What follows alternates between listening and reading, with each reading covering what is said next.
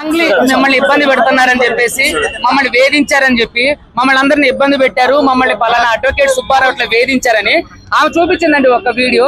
కనీసం ఒక్క వీడియోని మీడియాకి రిలీజ్ చేసిందా? ఇంతవరకు కూడా మేము ఎన్నో వీడియోలు రిలీజ్ చేసాం, ఎన్నో ఎవిడెన్సెస్ ఇచ్చాం. సింగర్ మంగ్లీ ప్రధానంగా దీంట్లో నిందితురాలని చెప్పి మేము అందరికీ చెప్తూనే ఉన్నాం. అంతకుముందు ఇంటర్వ్యూలో కూడా మేము అందరికీ కూడా మీకు వీడియోలు, తర్వాత డబ్బుతో ఉన్నటువంటి వీడియోలు కానివ్వండి, తర్వాత చాలా వరకు ఆమెతో కలిసి దిగిన ఫోటోలు, ప్రధాన నిందితులు వాళ్ళతో కలిసి దిగిన ఫోటోలు అన్ని కూడా నేను మీడియాకి ఇవ్వడం జరిగిందండి. అదే విధంగా ఈ రోజు పంజగుట్ట పిఎస్ లో బాధితులు కూడా మంగ్లీ మీద కేసు పెట్టడానికి వచ్చారండి. వచ్చినప్పుడు పోలీసులు ఏ విధంగా వ్యవహరించారో మీ అందరికీ తెలుసు. ఇది కావాలని పెద్ద ఎత్తున జరుగుతున్నటువంటి నెట్వర్క్ అండి. పోలీసులు కూడా ఇక్కడ నాకు అంటే సపోర్ట్ చేయకుండా మా ఏదో విచిత్రంగా drunk and drive alcohol test చేసి మరి లోపలికి పంపించడం, ఇలాంటివన్నీ కూడా చాలా అవమానకరంగా చేశారు.